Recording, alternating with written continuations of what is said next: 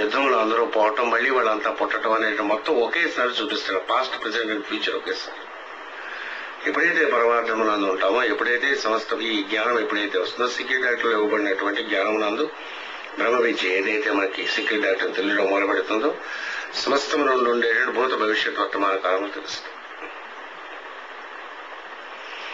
ఆ ప్రజెంట్ లోకి రావడానికి వర్తమానము భవిష్యత్తు రెండింటిని కలిపి ఒకే చోట చూడటానికి ముఖ్యమైనటువంటి సాధనము వేద పురుషుని యొక్క అవయవములో కన్ను లాంటిది జ్యోతిష్యం. మొత్తం అంతా కూడా వేద పురుషుడై ఉంటాడు. ఆయనకి ముఖ్యమైనటువంటి అంగం కన్ను ఏదైతే ఉంటుందో అది జ్యోతిష్యం. జ్యోతిష్ శాస్త్రం అనేటటువంటిది రేపొద్దు నాకు పెళ్లి అవుతుంది, నాకు పిల్లలు ఎప్పుడు పుడతారు, ఇదంతా కూడా తుక్కు, అంటే 1% ఆఫ్ ఎస్ట్రాలజీ మొత్తం అంతా కూడా. ప్రోగ్నాస్టికేషన్, ఫ్యూచర్ టెల్లింగ్, సూత్ టెల్లింగ్, ఇదంతా కూడా ఏదైతే ఉన్నదో ఇదంతా కూడా ఒక 1%. అసలైనటువంటి జ్యోతిష్ శాస్త్రములందు సూర్యుడు, దాని యందు ఉండేటటువంటి సమస్తమైనటువంటి గ్రహములు, అవి ఎలాగ చలిస్తున్నాయి, ఎలాగ పుట్టే, ఎలాగ లీనమవుతూ ఉంటాయి, వాటి కాలములు ఏమిటి, అది అసలైనటువంటి పురాణ సంహితలు యందు ఉండేటువంటి సమస్తము తెలిస్తే జ్యోతిష్ శాస్త్రంలో ఒక 10% తెలుస్తుంది. వేద శాస్త్రంలో అంతా తెలిస్తే ఒక 50% తెలుస్తుంది. ఆ పైన ఉంటుందంటే పరమార్థం అనేటటువంటిది ఏదైతే ఉంటుందో, ఆ పరమార్థం అనేటువంటి దాన్ని తీసుకెళ్లేటటువంటిది ఏ విద్య అయినా సరే పరమార్థంలోనికి తీసుకెళ్లాలి. దీని గురించి ఇంకా తర్వాత ఎక్స్ప్లెయిన్ చేస్తామని చెప్పింది.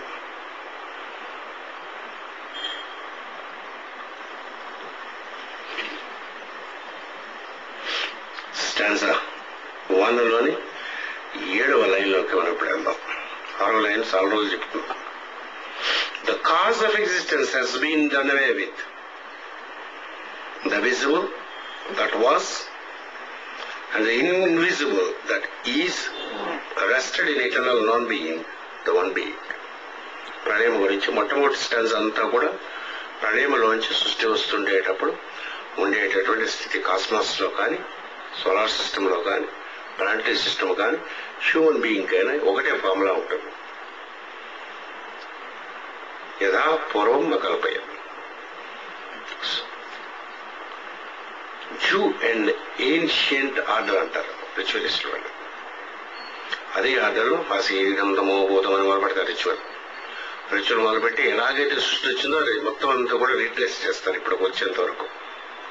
రిచువల్స్ లో చేసేది సోలార్ సిస్టమ్ ఎలాగ బీయింగ్ లోకి వచ్చిందో దాన్ని రిచువల్స్ కింద చేస్తారు. బోల్డ్ రిచువల్స్ ఉన్నాయి. వేదమనందు ఉండేట రిచువల్స్, అనేక రిచువల్స్. వాటిని ఏం చేస్తారు, ఎంత తెలుసుకున్నా ఎందుకు పనికిరాదు కాబట్టి ఏం చేస్తారు, దాన్ని ఎనాక్ట్ చేస్తారు. ఎనాక్ట్ చేయడం వల్ల, యజ్ఞం ఎనాక్ట్ చేయడం వల్ల, యజ్ఞం గురించి ఎంత చెప్పుకున్నా సరే ఎనాక్ట్ చేయకపోతే మాత్రం అది ఎక్స్పీరియన్స్ లేదు. ఎక్స్పీరియన్స్ తీసుకొచ్చేటటువంటి క్రతువులు చేస్తారు. పూర్వకాలం నందు రాజులు ఉండేటటువంటి దాంట్లో అరణ్యములలో, గుహలలో ఈ రకమైనటువంటి రిచువల్స్ చేసేవారు. రిచువల్స్ చేయటం వల్ల కాస్మాస్ నుంచి కొన్ని ఎనర్జీస్ కూడా దిగి వస్తాయి. ఆ పర్టికులర్ రిచువల్స్ చేయటం వల్ల ఉండేటటువంటి దాన్ని వచ్చినటువంటి ఏదైతే స్పిరిచువల్ లైట్ ఉంటుందో అది వీడు ఎంత మేలుకోగలుగుతాడో అంత డీపర్ గా రిచువల్స్ లోకి వెళ్ళటం, వాటిలో రహస్యమైన గతంలో బుద్ధుడు కూడా ఇటువంటివి చేయించినట్టుగా మనకి తెలుస్తుంది. పైథాగరస్ చేయించినట్టుగా తెలుస్తుంది. మనకి వేదములలో ఎప్పటి నుంచో ఉండేటటువంటి రహస్యాన్ని రహస్యము కాకుండా దాచబడి ఉన్నాయి. ఏం చేద్దంటే ఆ ఎనర్జీస్ తట్టుకోలేరు, బాడీ క్రాష్ అయిపోయి ఒకసారి బాడీ వదిలేస్తారు. ఎలక్ట్రిసిటీ అనేటువంటి పాస్ అవుతున్నప్పుడు 100-120 వరకు ఎలక్ట్రిసిటీ యాక్సెప్ట్ చేయగలరు. 220 యోగా షాక్ కొడుతుంది, 420 అది మనలోకి లాగేస్తుంది. వాటికి సంబంధించినటువంటి రిచువల్స్ అవి కూడా ఎనాక్ట్ చేస్తే అనుభవంలోనికి వస్తుంది. సృష్టి ఎలా చేసేది అనేటువంటిది ఇమిటేట్ చేస్తారు. ఇమిటేట్ చేస్తూ ఉండేటువంటి దాంట్లోకి వెళ్ళగా ఈ సృష్టి అనేటువంటి రాగా అందులో ఉండేటువంటి పరమార్థం అనేటువంటి తెలియడం మొదలుపడుతుంది. ఇక్కడ మనకేంటంటే the cause of existence has been done away with the visible that was and that the invisible that is rested in eternal non being, the one being. Cause of existence అనే దానికి వీడిచ్చినటువంటి explanation.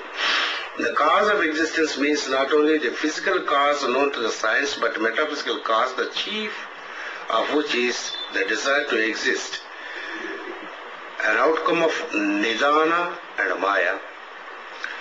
The desire for a sentient life shows itself in everything from an atom to cell, and is a reflection of the divine thought propelled into objective existence. into a law that the universe should exist. అర్థమైపోయినట్టు the cause of existence అనేటువంటి ఏంటి? Cause of existence అంటే correct అయినటువంటి అర్థం మనకి so అకామయత్ అని ఉంటుంది అక్కడ. భగవంతుడు విష్ణువుని ఏమని పిలుస్తారు? ఇలా మహాకాలుడు మహాకాళేశ్వరి అయిపోయిన తర్వాత కాముడు అనే పేరుతో పిలుస్తాడు. కామేశ్వరుడు కామేశ్వరి. అమ్మవారి దాంట్లో మొట్టమొదటి నిత్యగా కామేశ్వరు ఉంటుంది. నిత్యలు ఉంటాయి అమ్మవారికి. నిత్యం అంటే నిత్యం చేసేది. ఎన్ని ఉంటాయి నిత్యలు? 16 నిత్యలు ఉంటాయి. 16 నిత్యలని ఉపాసన చేయటం అనేటటువంటిది ఉంటుంది. అంటే 3 ఫేజెస్ 14 ఉంటాయి, ప్లస్ అమావాస్య పౌర్ణమి కలిపి 16. చంద్రుని యొక్క కళలు వాళ్ళే ఈ 14 మనువులు అయి ఉంటారు. అమావాస్య ప్రళయం, పౌర్ణమి పూర్తి సృష్టి, పర్ఫెక్షన్.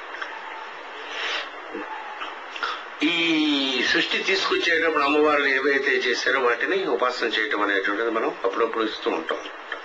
మన దగ్గర లిటరేచర్ ఉంది. ఒకసారి మ్యాగజైన్లో ఇచ్చినట్టు మనం కాగా మనం అమ్మవారి పూజలు చేసేటప్పుడు నిత్యలు పూజిస్తాం, మనం నిత్యలు ఆవాహన చేస్తాం. అందులో మొట్టమొదటి నిత్య కామేశ్వరి. కొందరిలో కామేశ్వరి యొక్క ఆరాధన, ఆవిడ యొక్క నిత్య, కొందరు కాళేశ్వరరావు కామేశ్వరి 2 పేర్లు ఉంటాయి. అంటే వాళ్ళ ఇంట్లో కామేశ్వరి యొక్క ఆరాధన ఉంటుందన్నమాట. ఏం పని చేసినా సరే ముందు కామేశ్వరిని పిలుస్తారు. తీసి ఆవిడికి ముందు పెళ్లి అయితే చీరగిరాన్ని పెట్టి చేసే రిచువల్ చేస్తారు. మన అందరం అమ్మాయిలు చేసుకుంటాం కాబట్టి కామేశ్వరం రోజు పిలుస్తాం. మనకి అభ్యంతరం లేదు. ఖడ్గమాలలో ఈ వీళ్ళ నిత్యుల యొక్క పేర్లు ఉంటాయి. ఖడ్గమాల జాతరగా చదివితే ఖడ్గమాలలో ఉండేటువంటి అతి 9 భూపురములలో 9 ఆవరణలు ఉంటాయి. మనం మా 9 ఆవరణలు ఉంటే 9వ ఆవరణ అయినటువంటి బైందవ స్థానం అంట. అది బిందు స్థానం అంటే హృదయంలో ఉండేటువంటి సెంటర్లో శ్రీచక్రం నందు అమ్మవారు మణిద్వీపం నందు ఉంటుంది. ఆ లోపల ఆ మణిద్వీపంగా అమ్మవారు ఉండేటప్పుడు ఈ అమ్మవారు ఏం చేస్తుందంటే ఈ సృష్టి అంతా సృష్టిద్దామని అనుకుంటుంటే సో కామయ్యత్ ఆవిడ్ని కాళేశ్వరం పిలుస్తారు. ఆయన్ని కాళేశ్వరం మహాకామేశ్వరుడు అనే పేరుతో పిలుస్తారు. కామం మనకు అంశం అయినటువంటిది ఏమిటి ఉంటుంది? కామకోటి. కామకోటి మీద పెట్టారు. కామమే ఉండకూడదు సన్యాసి అని. కామం అంటే కామకోటి అంటుంది. కామమును కోటి అంటే అంశు అనేటటువంటి దానికి అర్థం ఏంటంటే మోక్షం.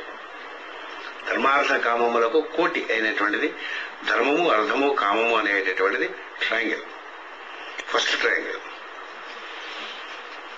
ధర్మము కోసం అర్థము, అర్థము కోసం కామము. ఆ ధర్మార్థ కామమును మన ట్రయాంగిల్ కానీ కరెక్ట్ గా కానీ వాడు కన్స్ట్రక్ట్ చేసుకోగలిగితే ఈక్విలేటరల్ ట్రయాంగిల్ మధ్య దాని ద్వారా ఉద్భుతమైనటువంటిది కామకోటి అంటే మోక్షం వస్తుంది. ఆ పనులకు కొట్టేసి ఉండే బాధ్యతలకు కొట్టేసి ఏముంది సంసారం అని ఏంటంటారు? ఏంటో వేదం, ఈ జడి వేదంతో అంతా మాట్లాడే అట్లాగేమో ఉండదు అన్నాడు. దేహము సృష్టి మనకి ఇచ్చినప్పుడు దానికి ఒక పర్పస్ ఉన్నది, పనిచేయడానికి పుట్టించి ఒక మైండ్ ఇచ్చింది. ఈ మైండ్ సెన్సెస్ ఇవన్నీ ఏమిటి ఇచ్చిందంటే మైండ్ మన ద్వారా కొంత జరగవలసినటువంటి సృష్టిలో పని ఉంటాయి, లేకపోతే ఉండవు అన్నమాట.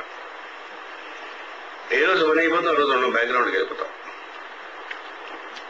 బడి వదిలేయడం అయిపోతాం. ఉన్నామంటే ఏం చేస్తున్నది నేచరు మన ద్వారా సృష్టికి పనికొచ్చేటువంటి పని ఏదో చేస్తుంటుంది. మంచి చెడు ఏదైనా పర్లేదు.